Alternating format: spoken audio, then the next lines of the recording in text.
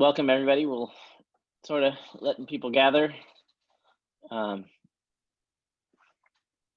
Feel free, basically throughout, feel free to mute and unmute yourself and jump in throughout.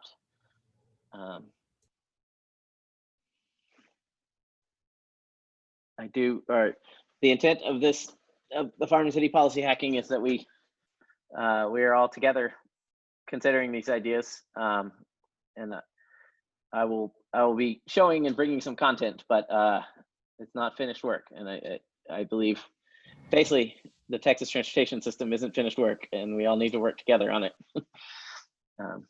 So I do encourage everyone to unmute whenever you feel like it, but we'll get started in maybe 2 minutes.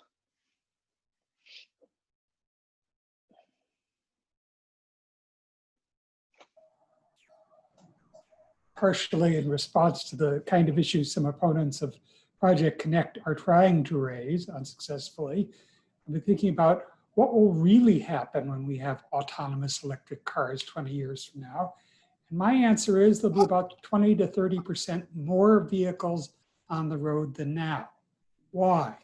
Well, everybody who doesn't have a car because they can't drive one, they're blind or they're physically unable to, and other people for rides, they'll get an autonomous car. But autonomous cars are capable of going places without anybody in them. At the end of the day, they drop you off at work and they go home and park themselves. No need for parking downtown. And every business will offer free delivery, obviously, because the cost of paying a driver will no longer be part of the equation. So yeah, autonomous vehicles will probably be much, much safer at not hitting people than current cars are, but will they be that much safer to make up for the huge growth in the number of vehicles? Yeah, and maybe to add to that, back in Houston, we used to work a bunch with Sam Lott with Kim Lehorn, and the huge amount of his work is about AV, CV vehicles and stuff. And he always made the point that in the industry, there basically is a very strong case that autonomous cars will mean gigantic increase in VMT and vehicles going everywhere. But there's also a parallel, very legitimate case that it will mean dramatic reductions in VMT and make way less vehicles everywhere. And that in the industry, it's not at all agreed upon which way we'd go. And they're both reasonable scenarios. So to some extent, for today's exercise, can we plan for that future and entertain both and be serious about it, but still build a system that benefits everybody in Texas? What would the factors be that make cars go away? Well, let's see. You don't need parking spots in urban places, and then as you don't need parking spots, you can build more walkable, complete urban spaces. And eventually you could have a massive shift to living walkable urban places where if you need a car, you walk to where the autonomous car place is and you can go wherever you want. And so like the vision that the autonomous car future has to be built around the current private car and personal car, free parking space everywhere model isn't necessary. So you could sort of have the benefits of when you need a robot car to take you somewhere, it will do it. But that otherwise we can get rid of all the fat that we've had currently with the massive car subsidy system. Price of gas and how you charge roadways could also influence that. Yeah.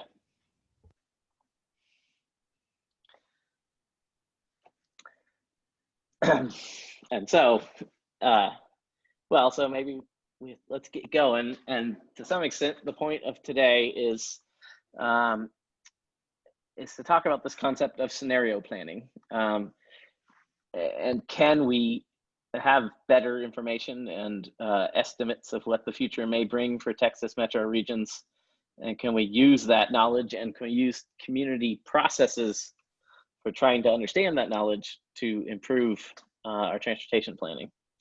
I'm going to start a PowerPoint, but to reiterate, in case anybody wasn't here when I was saying earlier, this is intended very much as an open discussion, and so please stop me at any point, and I'd be happy if we have discussion throughout, and I encourage anyone, if you have what seems to you a crazy idea or things like that, that the idea of policy hacking is that we're trying to explore these things and trying to build better policies for Texans. So, and I guess just very quickly, well, I guess I'll go ahead and start sharing my screen. Does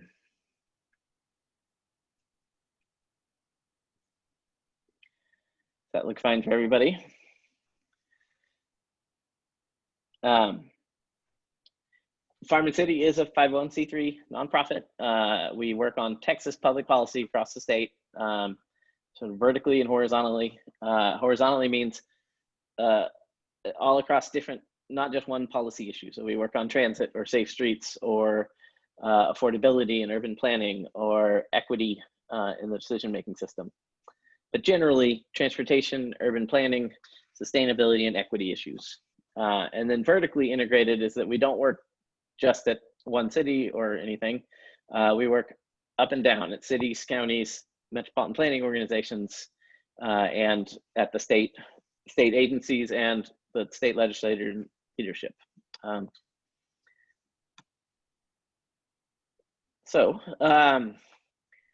Today we've been working on this that will become a report on how we suggest Texas metropolitan planning organizations might use scenario planning going forward to improve our regional planning processes and the outcomes of major public decisions, such as a major freeway project or a major transit project. Today, I'm going to go through these steps. So a little bit of basic of what is scenario planning, and then some examples that we've seen in Texas. And then some thoughts on how we might fix our regional growth and long-term planning processes.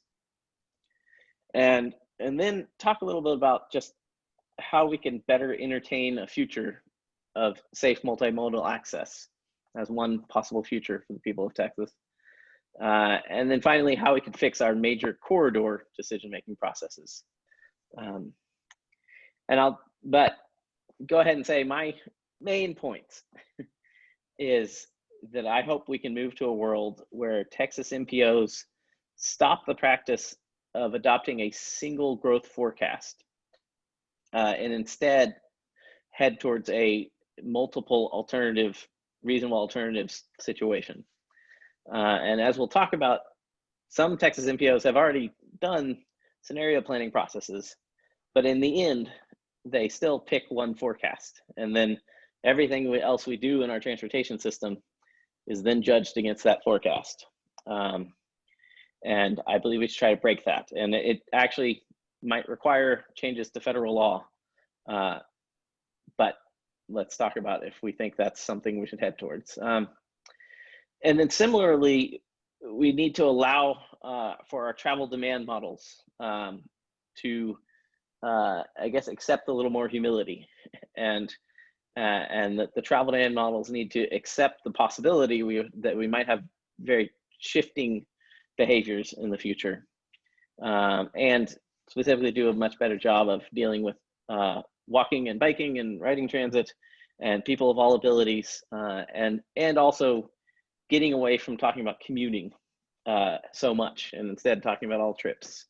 And then big point is that I believe that we can do more to make equitable processes to entertain these different growth scenarios, different travel demand models, and different investment packages for our big projects, specifically the I-35 and I-45, which are coming along, but other big projects like that.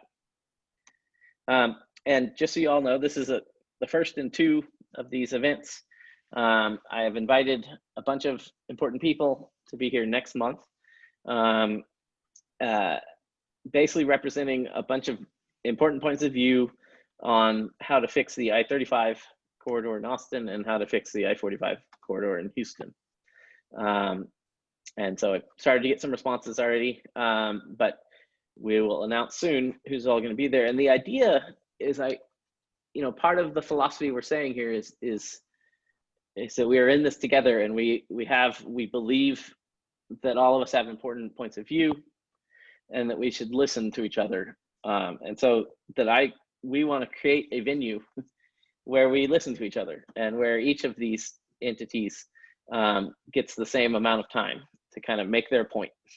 And so we're going to use the Pechakucha style, where each speaker gets just 6 minutes and 20 slides. And then after each panel, and the panel being I-35 and I-45, we'll have some time for discussion.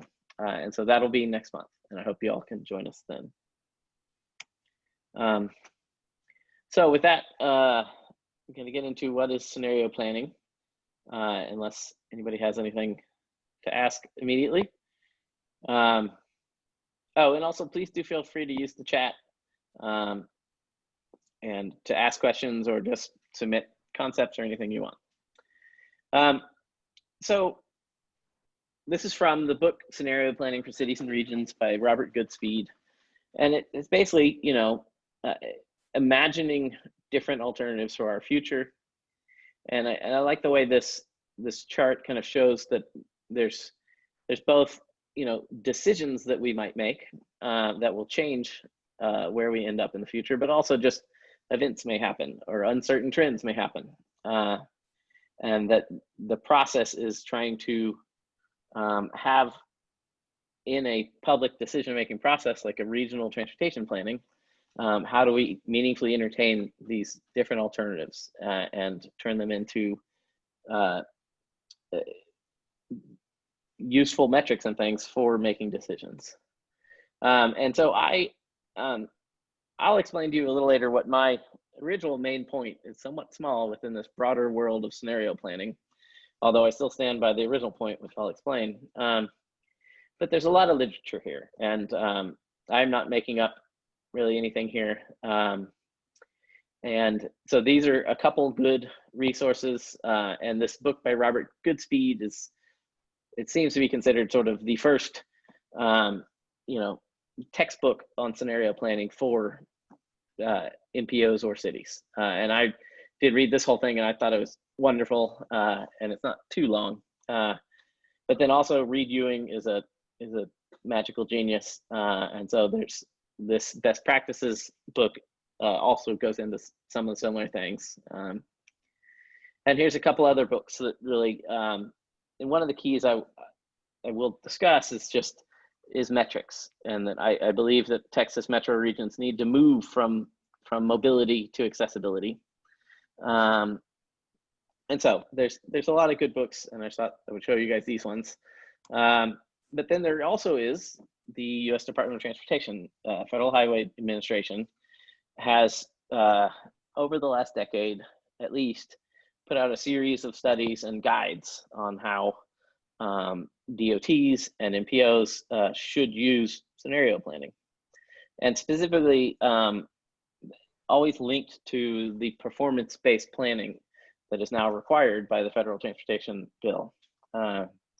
And scenario planning is seen as a good method for getting to supporting performance-based planning. And so, so the point here is that the feds are suggesting people move towards this. And this is from the FHWA, that you can use scenario planning sort of throughout the transportation planning process in lots of different ways, and to engage people in lots of different ways.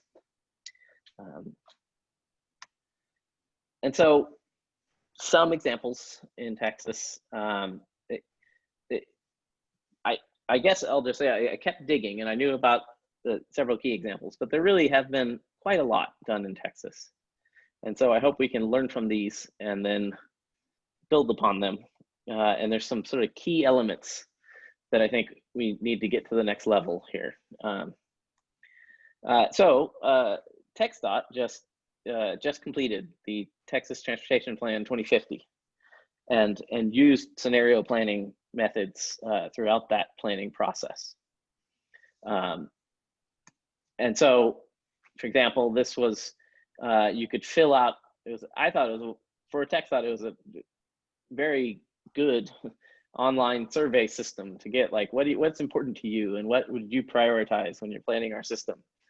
And at the time, I think this actually was Adam did this, because I had already filled out the survey, and I asked Adam if he was, when I asked him to fill out the survey, I was like, hey, take a screenshot of this, because I didn't take a screenshot. But as of the time that Adam did this, Texans were preferring this reliably connect Texas, and the business as usual was the least favored model.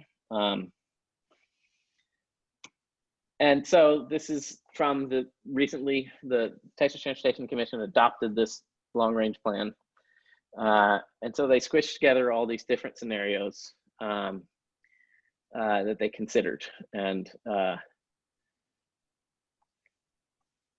so TxDOT sort of was already using this in a long range planning scenario, and merely talking about how to allocate, these little buckets. This is allocating money here. And, this is tens of billions of dollars over the long range that they're saying, well, how should we shift it here or there? There have been other regional processes. So one in the Austin region was the Envision Central Texas process. However, this was a separate entity was set up, and a nonprofit called Envision Central Texas was set up. And they did a region-wide scenario planning process that involved tons of people's time, tons of public events, tons of data and maps, looking at sort of different scenarios for Austin's growth with this big public process. But it was a sort of a separate entity.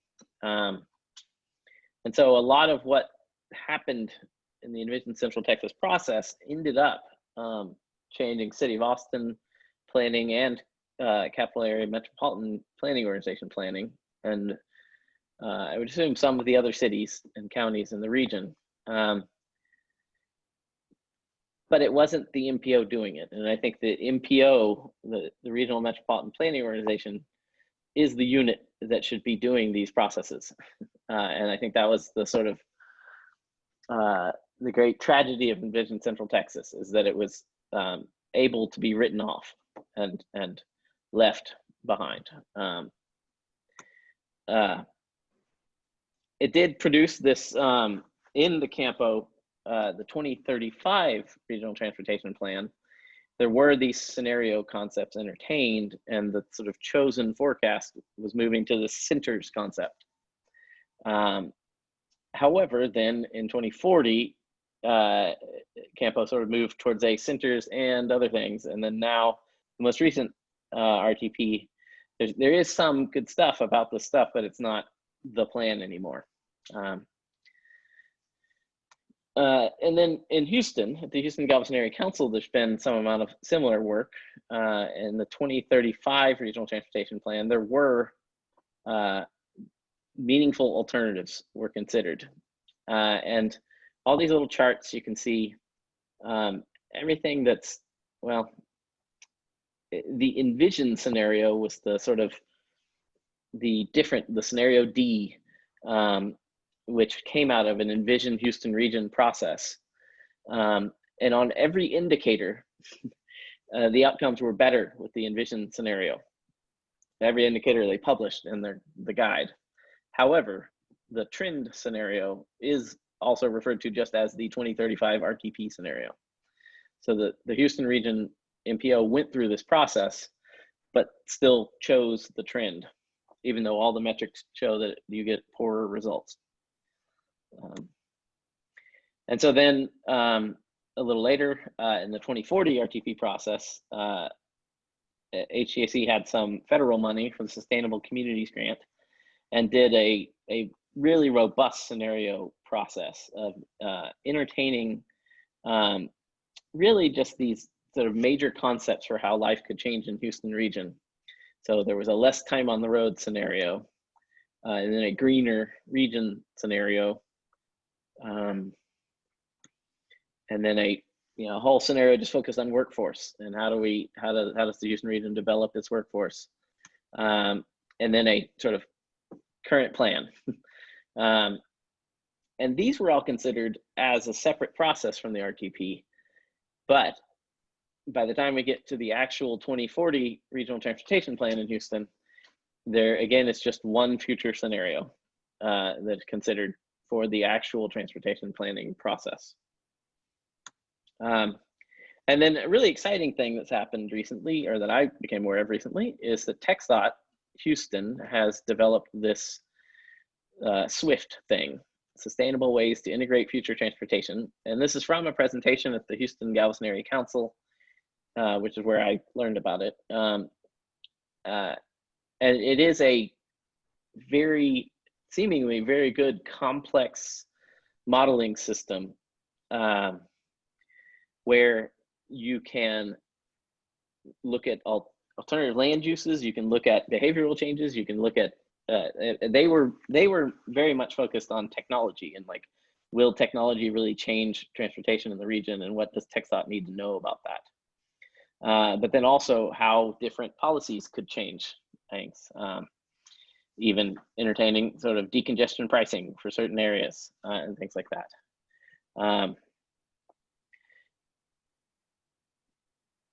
And so this complex model, you can basically plug these things in and have it tell you, okay, here's the results. And they can do a whole, like a regional travel demand model where you change everything and it can spit out the results in like an hour. Whereas previously, basically these back in say those 2030 regional transportation plans, 10 or 15 years ago, those things took months to develop those models.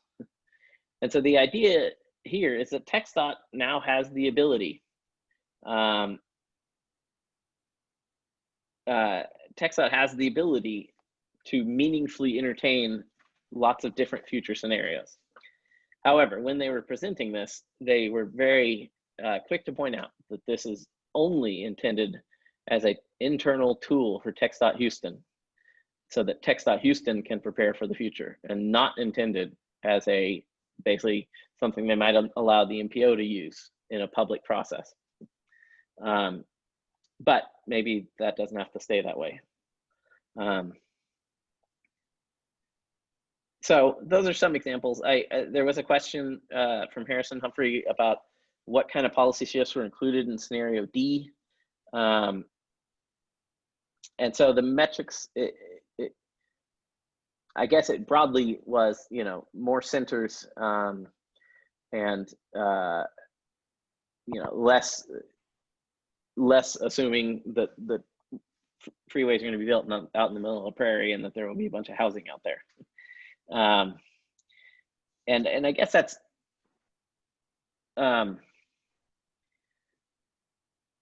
maybe I'll go ahead and say is that the way we do regional transportation plans in Texas is that you start with the old regional transportation plan, and you use the old vision for what our freeway should be like in 25 years to develop the regional growth forecast for the next 30 years.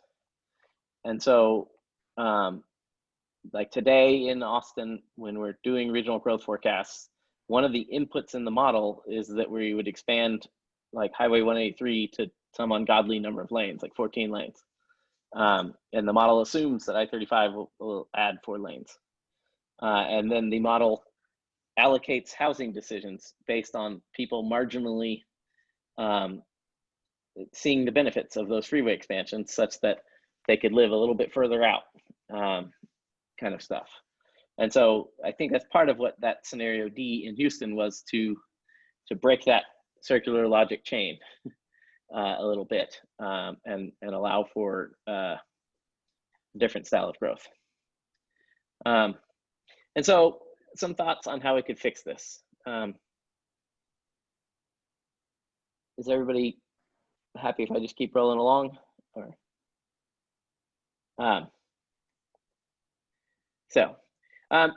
I'm not gonna, I only have, I think, 3 slides on this, but that the structure of our MPOs are part of the problem. And we've, through our Decide Texas work, have illustrated the structural inequity and the race and gender inequity and geographic inequity of our MPOs. But there's also, I just think this is interesting, and that a lot of what scenario planning is, how do we effectively engage the people of a region meaningfully in these processes? And one way you can do that, as suggested by the National Association of MPOs, is having the citizen advisory committees. And in Austin, that doesn't exist. In Houston, there's kind of a growing number of sort of people who are not from certain governments on the Technical Advisory Council. And then also there are functioning bicycle and pedestrian advisory councils in Houston. But I think this is really something where we can improve things, and we could move towards having some kind of citizen advisory committees that get to report directly to the decision makers on how they understand these things. So just very briefly, the race, ethnicity inequities of our MPOs are just profound and need to be fixed. And basically, non-Hispanic white males are way overrepresented on all of these decision-making entities across Texas. And so in Campo, so these are the kind of charts where the people of the Austin region is the one on the left, but then the actual decision-making boards don't represent the people of the region at all. And a key point is that by not having everyone engaged in these big decision-making processes, we are missing information. And we're weakening our ability to make better decisions. And we're making our transportation system less efficient, and it doesn't meet the needs of all our people. So this particular inequity is very costly, and it means that we're making dumb decisions. And so a big point that is that I believe we need to entertain meaningful alternative future growth scenarios, and we need to keep it as an ongoing process. We shouldn't do that as a one-time thing and then decide on what the future will be and then say for the next 5 years we all agree the future is going to be X. That we should have ongoing iterative processes of entertaining different future scenarios. And so this is the Campo 2040 map of Austin today, where this is population and jobs added up, and like everything that's yellow is rural based on density, everything that's light orange is suburban, and everything that's a darker orange or this sort of brown color is what you could consider urban in Austin. But that's the region today. And then this is the official growth forecast for the Austin region, although this is the 2040 official growth forecast. But this is what you call sprawl.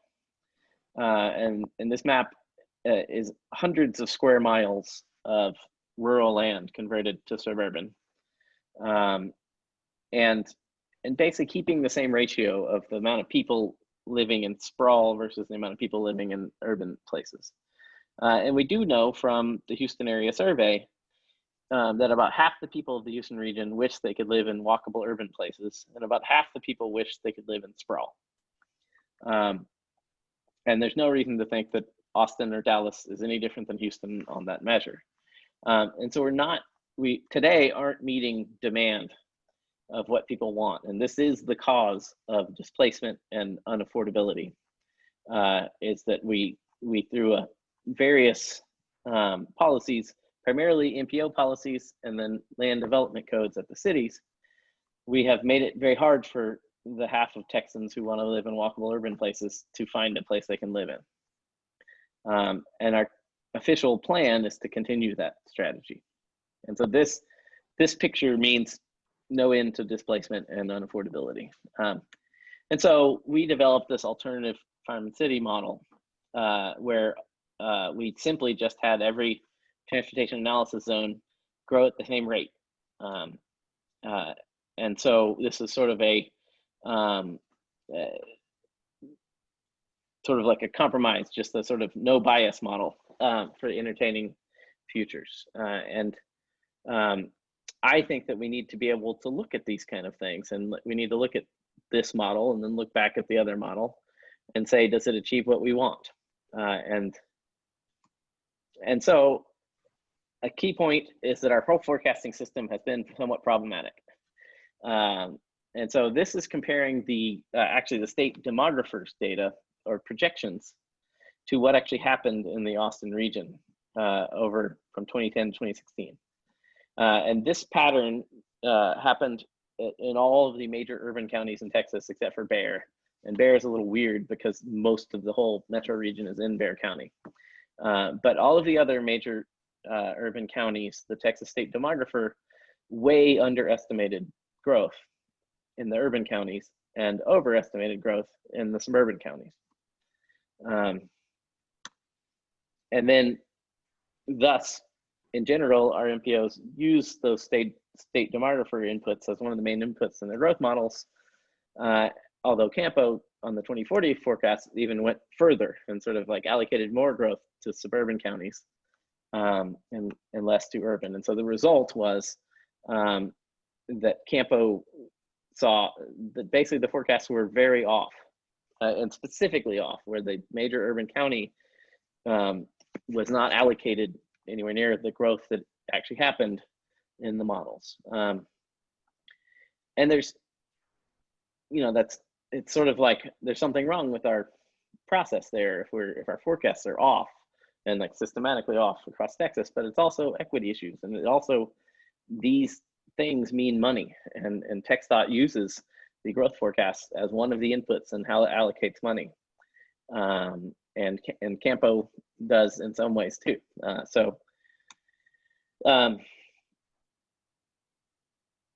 so this is just a different way to put just how off Campo was. The green is actual census estimates, and the blue is where we thought. And so it's basically the same chart as the one before. And you can see the same story to some extent in other Texas MPOs. But one of my points is I don't know that anybody ever does this, and we invest millions of dollars in these planning processes. And as Reuven has brought up, you need quality control processes. And like one of the quality control processes on this $1 million regional plan is we should go back and look at the numbers and like how off were we? And so I've never seen analysis looking at that. And then it's sort of weird, but the state demographer estimates have some very strange things that I think are highly problematic. And I guess one point is that if somebody tells you they have a very high growth rate, that generally means that they're a small thing. And so Williamson County and Hayes County have very high growth rates right now because they're much, much smaller than Travis County. And which that's fine, and that's great to have that high growth. But you can't sustain high growth like that. That doesn't happen. But the official state demographer forecasts assume that Williamson and Hayes County will continue growing at the same rate of like 3.5 and 4.5% growth every year for the next 40 years. Even though after say 30 years, it'll be a much larger county. So that's saying that you actually have much more increasing numbers every single year forever. And that's just doesn't happen. And so why does the official state demographer forecast have this? And what does it mean? And it's, you know, it's odd that it seems these projections were off on those two counties. So I'm going to skip some of those, but I guess just a point about the forecasting process is that it's political. And so this is the 2040 Campo forecast extended out to 2045 comparison to the next slide. with the green being how much growth you expect in the future period, and the blue being 2015 population. And this was the first draft. Campo used something called Urban Sim, which from the Robert Goodspeed book, it does talk a bunch about the different tools we can use, and it says that Urban Sim is, as of right now, kind of the best tool to be able to be developing these kind of future forecasts. And when I looked at it, I don't know it too much, but we did try to understand Urban Sim that Campo was using, and it seems like the tool is fine, and it's all a question of how you use it and what assumptions you put into it.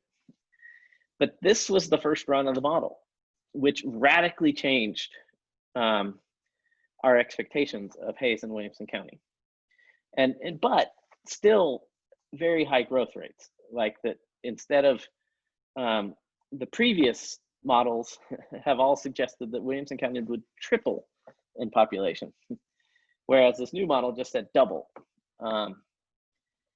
But this was seen as unacceptable to the elected officials, who then were in charge and had the votes on the policy council. And so this is the second draft. The Urban Sim model was not changed in any way. Williamson County submitted their own report that said, we would like you to add 399,000 people to Williamson County. And then Campo said, okay. And so they did that. And so this whole process, maybe that was correct, but it was a political decision. It was a vote to just add 400,000 people. So we need something better. And so now I'm getting into perhaps the whole point. This is a chart from the Campo Regional Arterials study. And all of our MPOs do similar things like this, where you develop a bunch of different investment scenarios. And so there could be a baseline, today, how much lane mileage do we have? How much do people drive? And how fast can they drive? And then you say, okay, well, let's project out into the future and see if we don't build anything, what happens? And they developed a bunch of different scenarios, and they did a bunch of models. And so I saw this and I begged the consultants, like, oh, wow, this is great. But the problem is that all of these were based on the 2040 regional growth forecast. And all of these models assume the same housing outcome, while they dramatically change the transportation investments. And that's illogical. It doesn't, if you change the transportation investments, you change the housing outcomes. And so if you end up with 100,000 people out in the middle of a field north of 183, but you don't widen 183, it doesn't happen. And so I think the key premise is, can we move towards some model like this, where instead of the old way, which is on the left, of having a bunch of different transportation investment scenarios that we compare to one forecast, instead we have multiple investment scenarios that we compare to multiple forecast scenarios, and allow our decision makers and the public to understand what might happen. So if we believe that we'll keep sprawling as we do today, what will it mean in terms of the cost of benefits of each proposal? But if we change towards a more walkable urban place, what would that mean? And so just a little bit, and Reuven did this work, and I didn't get to talk to him to actually have Matt showing you, but I think it illustrates how this sort of scenario planning and forecasts can really change public decisions. And so not very long ago, 8 months ago, a group of us were kind of complaining that the Capital Metro Project Connect, all the math they were doing, all the stops model, which is how they project ridership in this with this transit package, were based on the old 2040 regional growth forecast, which a lot of people had a lot of substantive reasons to show were faulty, including those old forecasts kind of didn't include any of the development of the ACC Highland Mall, for example, where there's now thousands of more units and things like that.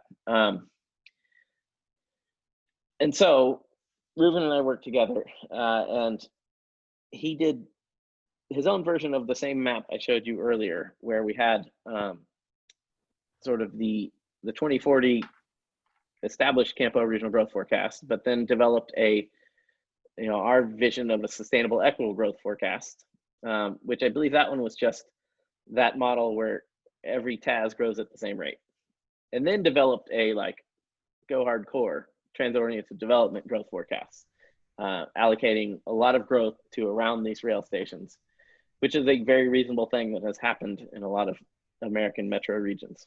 And the whole point is the ridership numbers dramatically increased with these new forecasts. And we were able to discuss this with Cap Metro and with elected officials, and it introduced some thought that we really need to be looking at this. And then, so they ended up kind of not making the decisions until they had the new Campo growth forecast and the 2045 Campo growth forecast, which are somewhat of a vast improvement over the 2040, but I still think are problematic, showed an increase in ridership. And this made the difference to some extent between if the region wanted to build a bus rapid transit system or a light rail system. And with the 2040 regional growth forecasts, we were right at the point that you kind of would get crowding to the point that people would be left at stations in 2040 if we built the BRT. But with these other forecasts, you would have crowding all the time. And so that is a huge impact on that decision.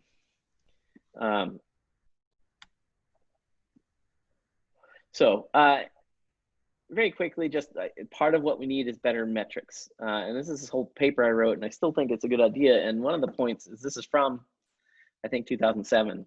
And back then, the computing power imagined by this paper seemed unimaginable. But now we really can do these things.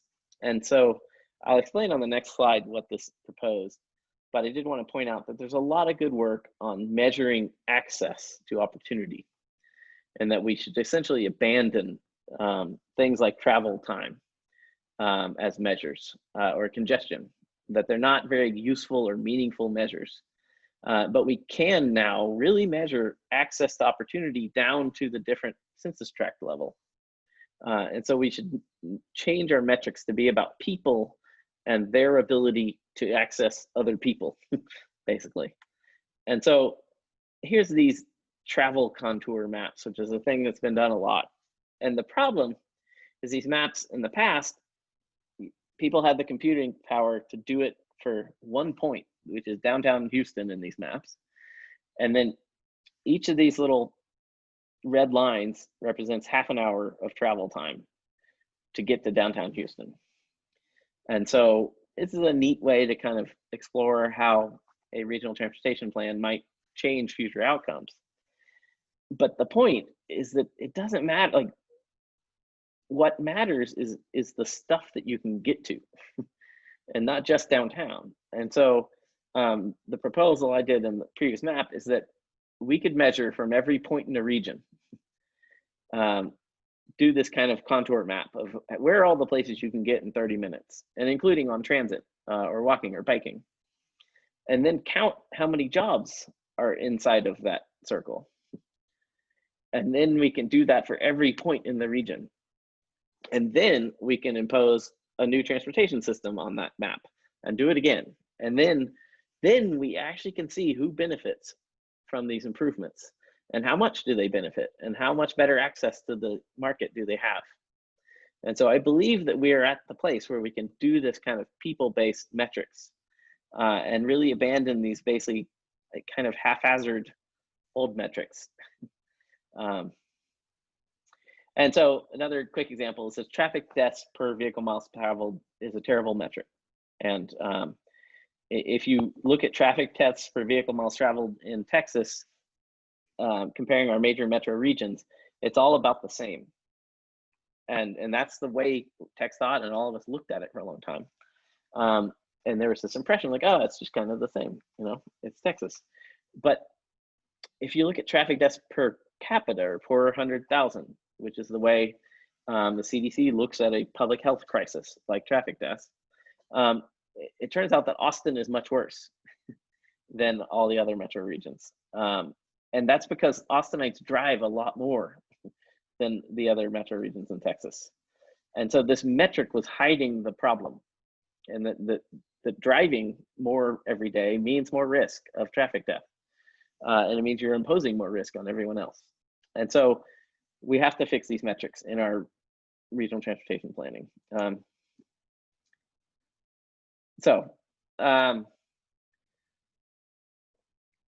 think I'll quickly go through this one. That the whole point is, I think we have not seriously entertained a future of safe multimodal access. And we kind of were talking before we started, a couple of people are like, we haven't even tried to articulate what that means. And for me, what it means is things like measuring how many places can I safely get to within walking and bus in half an hour, and things like that. But we have to have our MPOs entertain the possibility that Texans want safe multimodal access, and I don't believe we've been doing that. Sort of skip through all this, but I just did a bunch of maps dividing Texas up between urban, rural, and suburban. And the point is that the map on the right treats all Texans as the same size. And so it's just, you know, 25% of Texans live in Houston, 25% live in DFW, 25% live in the next 7 large MPOs, and then 25% live everywhere else. And a lot of times we look in transportation planning at these kind of maps on the left, and it's sort of inequitable to treat people. So it basically hides density and makes it difficult to plan for people. And so a lot of times we look at these kind of maps of our region and we draw big lines across the region. Whereas you could do these kind of chloropleth, is that what it's called? These kind of maps to actually say, okay, I want to connect the people of the region. So, but using the method we used, one of the points is about 10 million Texans live in urban TASs, about 9 million live in suburban, and about 8 million live in rural. So even with everything we think, according to this metric, the biggest group is the urban group. And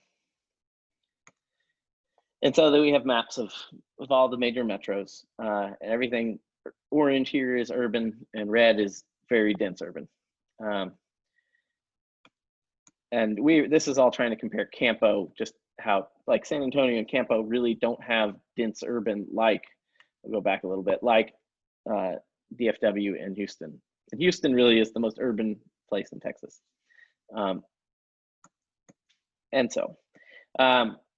then Austin is very distinct, and the Rio Grande Valley also, from the other major metros, and that the amount of people who live in suburban and rural places in the Austin region are very different than DFW, Houston, and San Antonio. So it's just something to understand. But this is sort of my point, is most of Texans live here. And the question over the next 30 years is, where are the next 22 million Texans going to live? And are they going to live in urban places or suburban places or rural? And they're going to live in all of them, but just what mix will we end up with? Something, I think part of the safe multimodal future is questioning the story of VMT.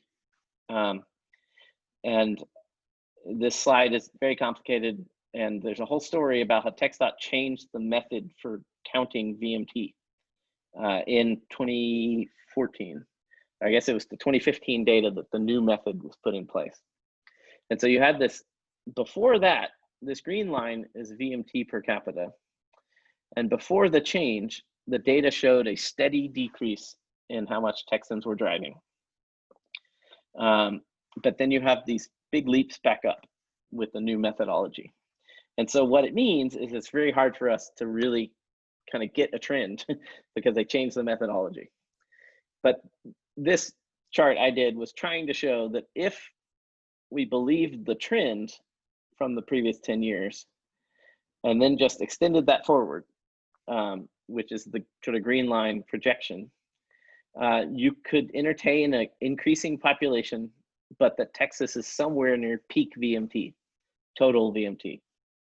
And this is very much in the world of sort of crazy talk and trying to understand possibilities. But I don't think any parts of the Texas transportation decision-making system seriously entertain this idea at all. And I think we should. It's a possibility that Texans are driving less as we have more urban places, as we have people changing habits.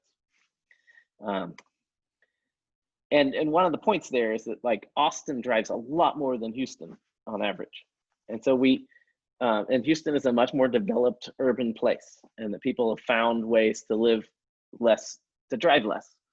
And so we could expect that to keep happening in Texas. And as Austin develops into a more complicated place, driving could go down. And another myth to question in all these processes is the sort of the travel demand models. And so if you actually look at the TxDOT traffic counts in Austin's core roadways, they have stayed the same for the last 15 years, essentially. And so this is like the top line here, the blue line is I-35 at UT. I mean, there's a big perception that traffic is worse. And if you look at delay numbers, they have increased, but the total number of vehicles going through that spot hasn't changed. And so it's something else has changed. And the totals are sort of slightly going down. And then the same thing, the big I-45 project in Houston, all of the traffic counts on all of the places within Beltway 8, which is the study area of I-45 that's currently an $8 billion project. Since 2008, all of them have been going down. But it's the biggest project in Texas to expand that freeway. So what's that about? And I think there are patterns of Texans living in places like inside Beltway 8 in Houston where people have really changed, and people have better, safe multimodal access, or they have short car trips. And I don't think we're including that idea in our models. And then I think we have to look at what people want. And this is an Austin survey, but you can find similar things in Houston or other places, where the city of Austin asked people like, what would you like to do more often? And the winner is public transportation. That people wish they could ride transit more, but also a huge amount wish they could bike more or walk more. And some amount of people said they wish they could drive alone more. But then this is the actuality of Austin, where only 4% of Austinites actually successfully use transit. And so like our transportation system is not at all meeting what Texans want, according to this. And maybe one of the reasons is transit funding. We lead the nation, aside from Detroit and Tampa, in having the smallest amount of transit funding per capita, or per, I guess, and we lead the nation, except for Detroit and Tampa, in transit funding per GDP, or Houston does. But a lot of Texans don't understand that we are going through a transit austerity period, and we have been doing that since the 90s, and that the transit funding per capita that the state provides has, since 1984, has gone down, is half of what it was in 84. And so we are uniquely not funding transit compared to all of our major competitor regions. And from everything I gathered, transit funding equals transit ridership. And so by not funding transit, people aren't riding transit. And however, we are funding driving. And a key point is this whole chart is total road spending, meaning by the state and cities and counties and toll road authorities in Texas, and where that money came from. And so when George Bush left the governor's office and went to be president, Texas was this whole story of user fees paying for driving. And it's been, I believe, the most significant policy choice and change of Rick Perry and Greg Abbott was to make Texas a subsidized driving state. And that's over these 17 years, we went from a small part of roads being paid for by other things to now a majority of what we spend on roads is from sources that aren't user fees. Tom, are you asking, does that include projects mandated by rough proportionality?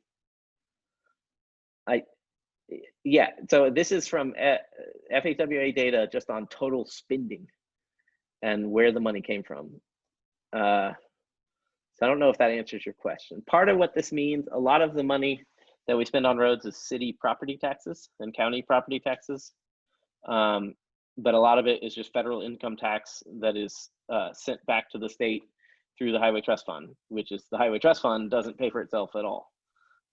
And so just say briefly, it may not. I mean, there's a lot of publicly mandated private spending on roads that is likely not included because I don't think FHWA would cover it. Like a new big development goes in, they do a TIA, they're required to build, you know, yeah. $10 million worth of roads. Okay, that's a good point. Or new suburban development in rural Travis Right. County builds a bunch of internal roads, so on. Right. Sorry. So I don't know. I think this is a chart of government spending. And so I think that doesn't count as the city spending that money if they require a private developer to do it. So that would be basically more on the orange side in a way. So, and of course, Governor Abbott says that we're done with this whole building highways things.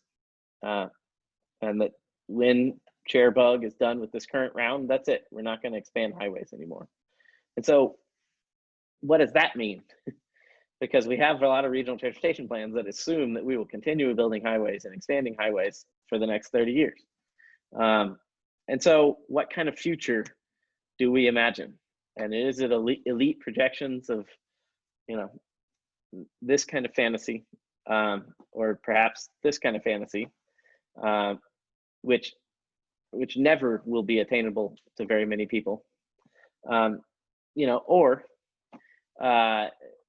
you know, is there capacity within the Texas transportation decision-making system to entertain Afrofuturism and to be more like Wakanda? And the point being is, I believe our systems still think that the highways is what we're going to do, but that this kind of stuff might work. But we need to entertain this future also. And so this is the final section, talking about I-45 and I-35. One sort of just fun point, there's great debate about whether I-10 Katy freeway in Houston is the widest freeway in the world. And there's even a PolitiFact check on it. And I think the PolitiFact did their analysis wrong. And I believe it is the widest freeway in the world, if you count it, because there's Doug Begley and some others think that feeder roads aren't part of the roadway. And I think that's illogical to not include it. However, if we build I-45 as proposed in Houston, it will unquestionably be the widest roadway in the world. So we'll finally be able to definitively say that. The section of I-45 just north of downtown Houston is proposed as the widest roadway.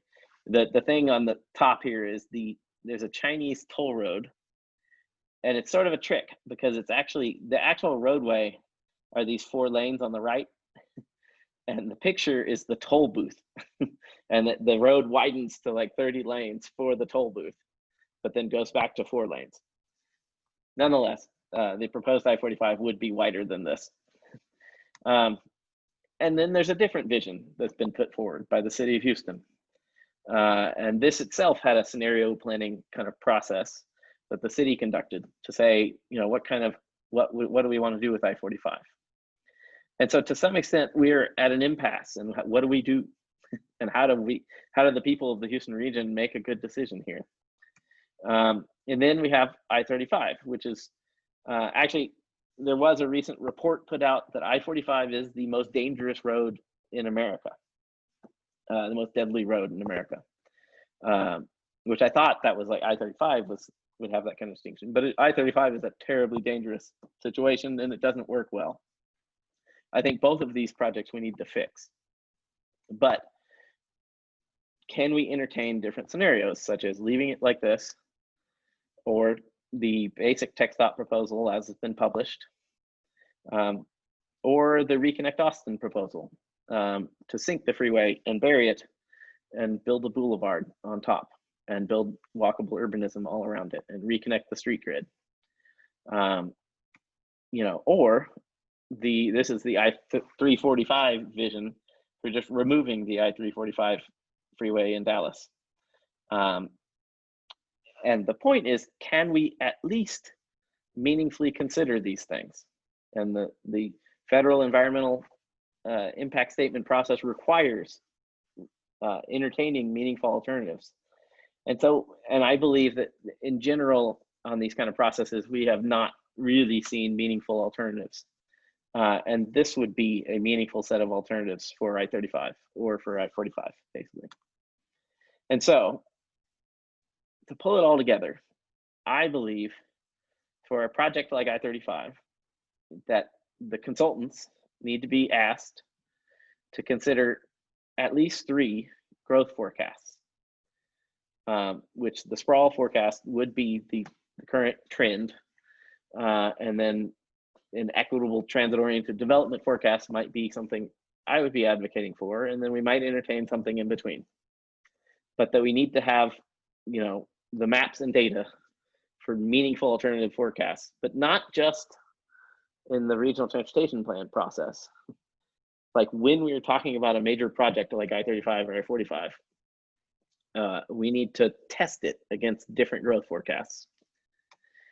And then also we need to test it against different travel demand model assumptions.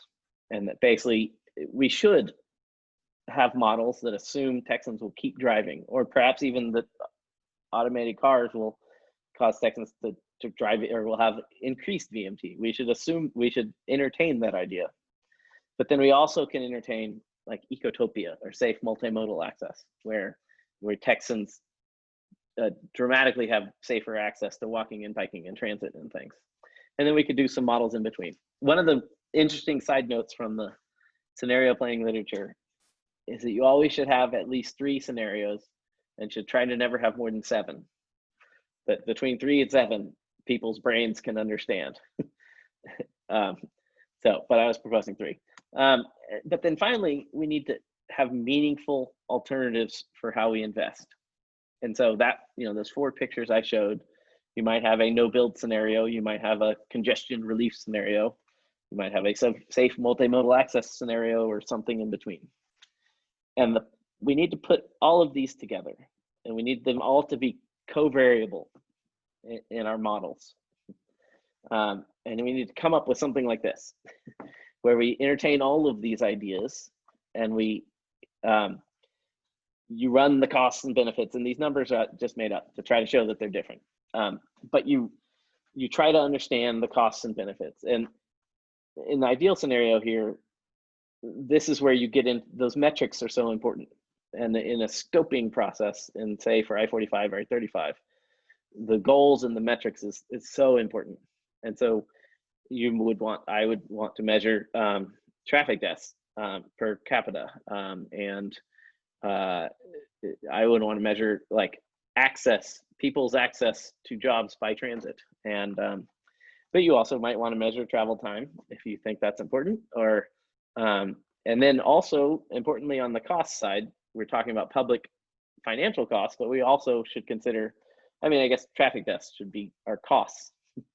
and environmental costs. But that, however we do, whatever the metrics we are, when we're talking about a big project that's an $8 billion project, we should be able to spend the money to have the consultants run these models over and over again through all these different scenarios. And then we can have a real community discussion, and we can really talk about what the trade-offs are, and what we want to do. Oh, and there is another final point. And a key point to scenario planning, which I think has been used well in Texas in some cases, in the Envision Central Texas process and in the Envision Houston region process, is that part of the whole point is to have a group of people together entertain different scenarios so they have a common understanding of the trade-offs and they can understand how to sort of work through that choice together. And that's a big part of what we're missing, is equitable access to these processes. And one point I think, though, is I think we should have processes where a bunch of people get in a room together and entertain different scenarios. But we also need to listen to the people. And if you're talking about the 8 million people of the Houston region, there's no way to do that in a survey, an online survey, or a public meeting. However, you can have statistically valid public opinion polling. And the Kinder Houston Area Survey is the beautiful example of that. And that Dr. Kleinberg has done this in Houston for 35 years. And has asked the people of Houston, which originally it was the people of Harris County, but now it's the whole 8-county region, what they think about stuff. And I think it's incumbent upon our governments to use this data as much as possible to guide our decisions. And there's a couple interesting places where we didn't do that I pointed out here. In 2012, I led the campaign in Houston to vote no on the Metro Transit referendum, because if the people of Houston had voted no, it would have killed the old deal that took 25% of Metro's funding and spent it on roads. But no one understood that, and the elected officials and the powers that be very resoundingly defeated us in that campaign, and we lost like 85% to 15%. Although our whole point was to stage the fight so we could get some things, and we did get things. We got the incremental growth of sales tax, and we also got the whole metro system reimagining out of that fight. But at the time, a majority of the people of Houston said they would prefer to use that entire 100% of that sales tax for transit, but only 15% voted for that. And so we have these wild disconnects between what the people want and what they're voting on even. And so similarly, if you look at these, there's a couple, the two measures down below are just about like, should we spend money on transit or on highways? And, about half of the people think we should spend more money on transit and half think we should spend more money on cars. But Prop 7 was passed in 2015. So if you look at 2014, slightly more Houstonians thought we should spend money on transit. But I don't think people thought they were voting for transportation funding. And if they had been told they had an option to vote for transit, they would have. But the Prop 7 very specifically changed the Texas Constitution to say this money cannot be spent on transit and must be spent on roads. And so I think we have to get the people's voice to be amplified. And the only way to do this is through this kind of statistically valid public polling. And I'm not aware of very much of this happening anywhere else in Texas. And so my fantasy is I don't know if Dr. Kleinberg can just expand the poll across the major metro regions, or if the other major metro regions can start doing this themselves. And so this was the Prop 7. And so one of the points is if we are going to have meaningful scenario planning,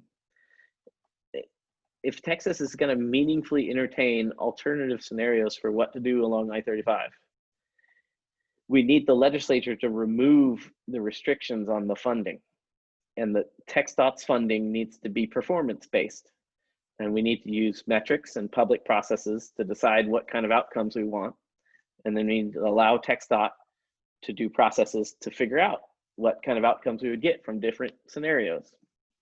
And so eventually we need a constitutional amendment to fix the old constitutional amendments so that our transportation funding can be used for whatever the metrics say that we want. Or it's not a meaningful process and we're not really meaningfully considering the alternatives. So with that, that's everything I wanted to say to start this conversation. And I'm sorry if somehow the way I did it made it come across as I just kept talking the whole time. So what do you guys think? Great background. Thanks.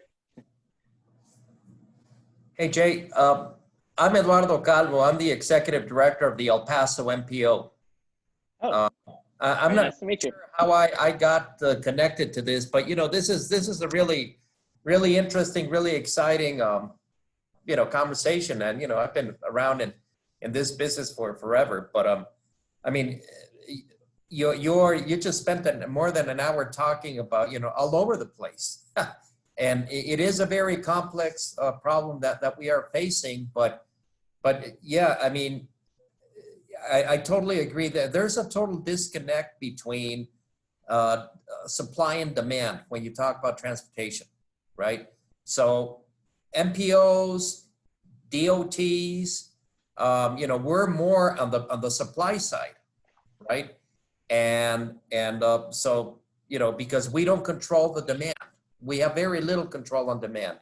It's municipalities are the ones that have land use controls, right? Not even counties, as you well know. Counties don't have strict land use controls. So really, there is a lot of focus on the supply side. To that, if you add the constitutional requirement that yes, most of the funding that comes through TxDOT, whether it's on fuel taxes or Prop 7 and all that, yeah, it is mandated to spend it on highways.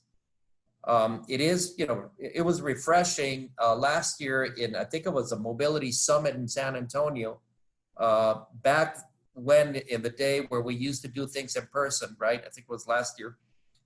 It was refreshing to hear James Bass, the director of TxDOT, talk about this and say, hey guys, yes, I mean, we're supposed to be a DOT, but let's face it, all we do is build highways, right? But we're forced to do this. That's the Constitution. It's like, we have a hammer, so everything looks like a nail, right? So, yeah, I mean, it's at least refreshing to hear it from TxDOT. So, absolutely, that thing has to change. But then on the analytical side, the disconnect between demand and supply, I totally agree. The travel demand models, yes, they're static, right? You determine a land use and a demographic scenario in the future, and that's it. You plan, that becomes your official scenario, and based on the MPO's travel demand model, everything trickles down, right? We are looking at here in El Paso at implementing something like Urban Sim, something that is more interactive between land use and transportation, where we can really have a more balance between supply and demand, right? So because as I think you mentioned it, some of the population forecasts that are done, they're really unconstrained. You just say, well, we're going to keep growing at 2% or whatever the number is, and between now and 2050. Well, no, we can't continue growing like that because there are constraints on land. There is financial constraints. There's all sorts of constraints, and that's why land use models, Urban Sim, and those models help us get a better understanding of really realistically what can happen, right? But But you know, that's nice, but I also live on the real world, right? You know, I have to come up with a plan. More so in some of the metropolitan areas that have air quality issues. You know, I'm sure you're familiar with the conformity process, right? Well, that makes it even worse, because now not only are we bound by the federal, you know, all the rules and procedures on the transportation side, but now we're bound up by the air quality side, the Clean Air Act and all that. So anytime, and you know, Scott has heard that, you know, I see Scott here also from El Paso. Anytime that we want to change something, it becomes a bureaucratic nightmare, right? Because if we want to change the plan from that scenario that was approved, that took forever, you know, between the federal agencies and the state agencies that determine conformity, and now anytime we want to change it, that change takes about you know, about a year, right? And it's all damn bureaucracy, right? You know, this conformity thing, you know, I'm all about protecting the environment and air quality and all that, but the process is so convoluted, so complex, that it really doesn't you know, really meet the purpose, in my opinion. So anyways, you know, I just wanted to make these comments, and the final one about, you know, the trends, right? Yes, you know, the trends are in terms of sprawling, and you know, one of the metrics that I follow very closely is per capita VMT, right? Yeah, so El Paso is not growing at the same rate as the other metropolitan areas in the state of Texas, but we see VMT, per capita VMT, grow. What does that mean? Well, that the same amount of people are traveling more, right? Mm-hmm. Why? Well, we're sprawling, right? Well, why are we sprawling? Well, because, you know, housing units and all that are being built outside, right? Why? Developers build them out there. Why? Because land is cheap, and you know, there's fewer controls and all that. So it's really driven by the markets. So another thing that we all have to think about is that, you know, yes, you know, we can see the developers as the evil force, right? You know, they're the ones that are generating sprawl and all that, and it, you know, it's really bad for us on the supply side, right? Well, but realistically, we've got to find also an economic solution to that, you know, because really, this is mostly driven by markets. Well, if land is cheap, you know, developers are going to move out there. That's where they're going to make money, and then people continue buying houses over there, right? But then they still work in the downtown area, so now they have to travel longer distances. So that demand for transportation grows, and here we are on the supply side, always chasing. You know, we're always, you know, behind. You know, and of course everybody looks back at the supply providers and say, hey, you know, there's congestion, TxDOT fix it. Well, yeah. So anyway, so I'm glad that I joined this group. I'm not really sure exactly how I came into this, but it is really important to have these discussions, you know, all over the place, but also to understand that us that are part of the process, you know, there is a process that we have to follow. Yeah. And it's not going to be easy to change it. Yeah. Yeah, no, thank you very much for that. And I don't know, like for my role as advocate, I think it's important for the people of Texas and the people of each region to imagine how we might do things differently. But that if we could figure that out, it still requires people like you to actually figure it out and do it. And I do appreciate that, you know. But I would say, I guess, about the, you know, the sprawl is part of the, you know, from my point of view, well, one, if Texas continues to grow from 28 to 50 million people, we're going to get some sprawl and we're going to get some new housing developments built in prairies and fields.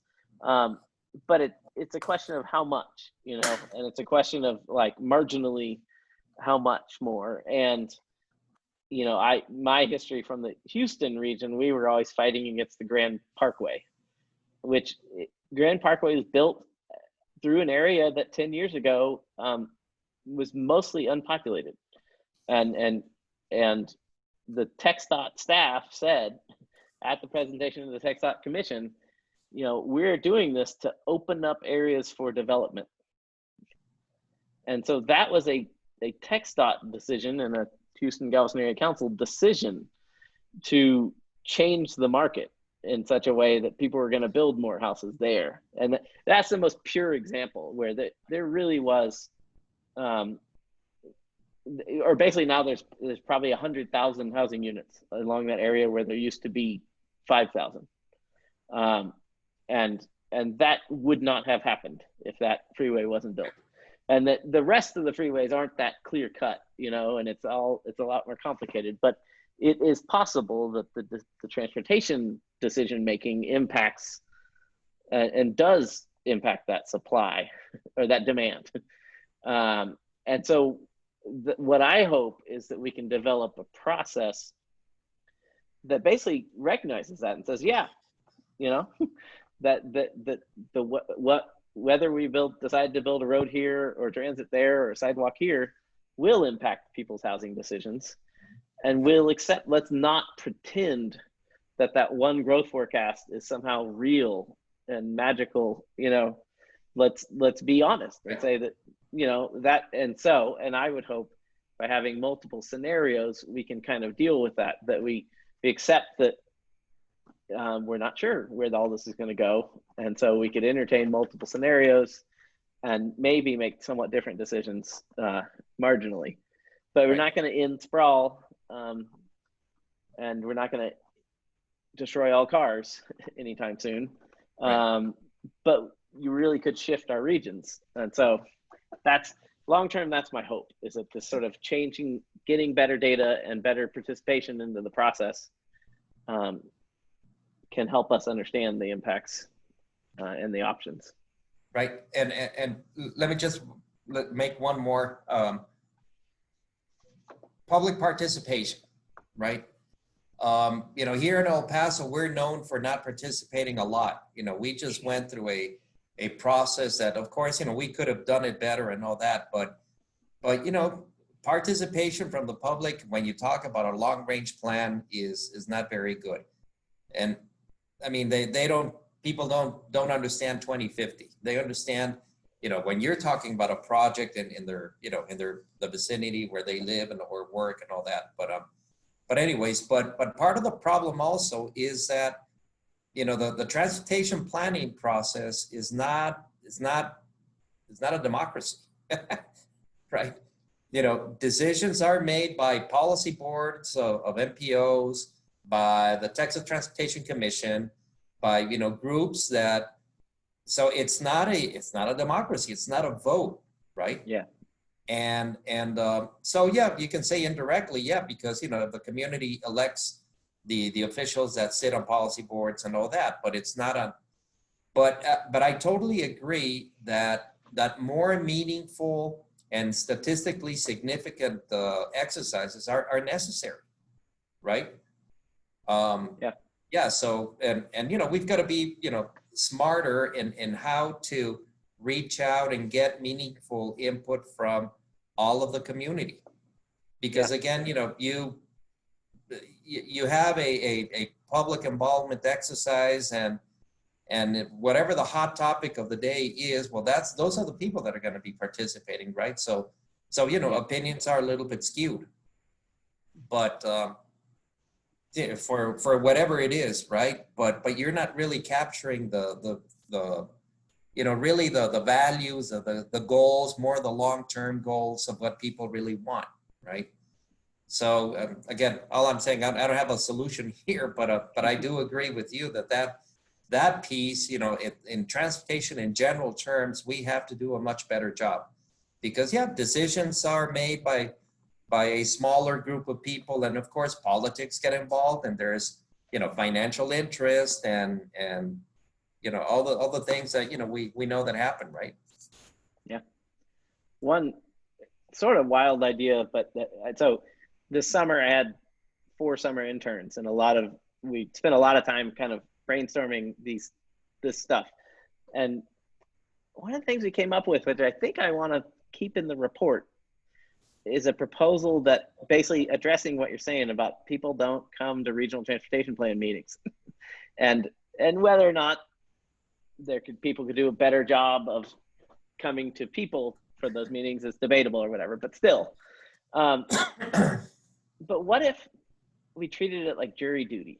And what if, you have a region of like El Paso's like 1.5 million, and what if 1,000 people were randomly selected and told, you have an opportunity to represent your community in a planning process, and then you pay them for their time and give them pizza if there's meetings, and and what if we treat it like jury, like a civic duty you can do is be part of the citizen engagement in the process, and not just like who's going to show up to argue for whatever their hot topic is today, and so it's a somewhat crazy idea, but I think we need some kind of thinking like that. We need some way to really engage broad representative groups of people.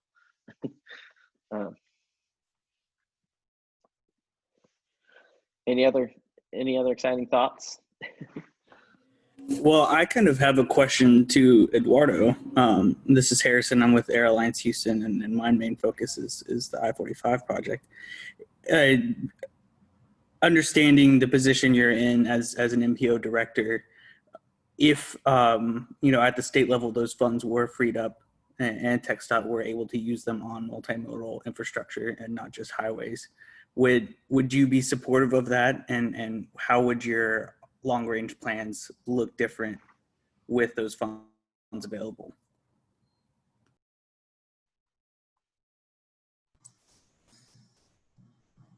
Well, that's a very good question. I am pretty familiar with that, with the I-45 project there in Houston.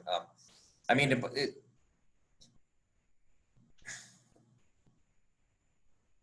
it really is, a little bit what Jay was saying earlier. Where do people want to live and where do they want to go, right? If you've got such a radial pattern where you have a lot of people moving into the northern part of Houston, right? And so, I-45 is the logical way of getting in there. Yeah, but instead of widening I-45 and trying to fix the mess within the inside, loop where I-10, inside of 610, where 10 and 59 and 288 and all those, merge. I mean, it's a mess. It's a disaster there. But again, is it really where people want to go? I mean, or need to go? So instead of spending $8 billion in fixing the highway, well, I mean, is that a real dense corridor that can support a transit line? But, a real transit line, something that really competes against, a car. Because again, people will tell you a lot in surveys and all that they support transit and all, but at the end of the day, they love the cars, right? So, I'm also a little bit skeptical of I'm sure there's a, truth to that, but, the trends that millennials don't want to drive anymore, the Gen X's and, they want to drive less. Well, maybe that's true. There's a group of that, but there's still, especially in Texas, there's still a lot of people that drive, and it's going to be difficult to get them. So yes, I mean, I'm sure that you would get people to, out of their cars if you provide an alternative that is fast, reliable, that takes you, where you want to go. And yeah, I think the I-45 corridor is a really, really good alternative because, man, I don't want to be stuck, going from, downtown to Beltway 8, distance wise, it's not that much, but it's going to take, on a bad day, it takes you 2.5 hours.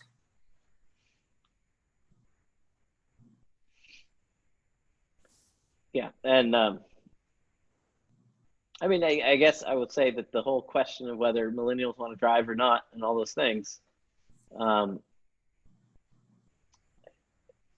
my sense is that in the past, in our planning processes, we had too much certainty on that, and we too often think we understand. Okay, well, these people live over here, and they're going to want to do this, and that we could instead use these sort of, now we have computer power to run models that actually can understand a bunch of diverse human behaviors. And so that's part of what I hope, is that we, like, the, so if we don't entertain, like, we need systems that can entertain the idea that the millennials don't want to drive. And so what if we provided systems where they didn't have to? What could that look like? And then, but we also, like I'm saying, we should also entertain, others, a robot car scenario where everyone drives more. And so, I'm curious, Mike. So not Ben is asking you a bunch of questions, but one of the things I've advocated for is that really in seeing the difference between HGAC and Campo, which there's great people that work at both places, but I think Campo has way less money sort of per capita than Houston or North Central Texas COG have. And like, I think we've kind of skimped on paying for the planning that we need for these giant metro regions, and that it'd be worth it to pay our MPOs to upgrade your technological skills, to upgrade your ability to engage people. But it's been hard. It's kind of hard to read the MPO budgets and to know, like, is there a lot more room where the MPOs could be doing more, or like compared to other MPOs in the country, are we really not funding our MPOs as much as other people do? Well, I'll give you my very biased answer. The answer is yes. We're underfunded. There's our funding is very, very limited. Now you've got some exceptions. For example, the Dallas Fort Worth MPO, North Central Texas COG. They have where the fortune, that the MPO is clustered within that COG, and they have a lot of funding out there. So yeah, so the MPO has access to a lot of data and all that. There's a lot of economies of scale. HGAC is similar to that because the MPO is within the Council of Governments. Out here, like in our case in El Paso, our COG out here, the Rio Grande, COG, it's 6 counties, but and five counties are super rural. There's no money. El Paso County is the one that has more of the population, but the MPO is within the city of El Paso, right? So as our fiscal agent, we're independent. So all the funding that we survive based on funding coming exclusively from planning funds from Federal Highway and FTA. We've been looking for grants, and we're able to get some planning and research and SPR funding from Federal Highway, but that's not a guarantee, right? So when we get it, it's great. But yeah, I think MPOs really, really are underfunded. It's not cheap to develop an urban sim model of your region and maintaining it. They're so data hungry, and to do it right, you need to spend a lot of time and resources, and you need people, or to hire a consultant, right? And we don't have the funding to do that all the time. So yeah, part of the problem is that MPOs are not well funded. Well, we're spending a lot of money, and that's like Harrison and I. I've supported Harrison in their work on trying to get health impact assessments built into the MPO and in the TxDOT decision making. But that's money, and if we want to make these decisions more equitable and these processes work better, it'll take some money. But it's nothing like the $8 billion we're going to spend on I-45, So, right. I don't know. I think that's a point, is that if we want better outcomes in the public processes, we have to pay for the public processes. Yeah. So,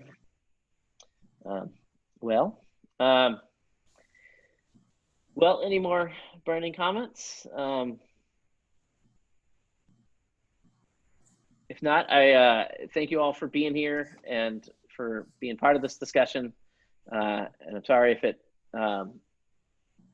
I kind of rambled and through a bunch of things, but I hope it made some sense and kind of set the framework for an ongoing discussion here. And we are hoping to publish some reports that would make more sense on the specific suggestions for how we think scenario planning can be improved, and hopefully have a robust discussion next month in this time spot. So with that, thank you all so much for being here, and I will see you all next time then. Thank you. Thank you, folks. This was really entertaining and informative. Yeah. Well, thanks all for being here. Bye.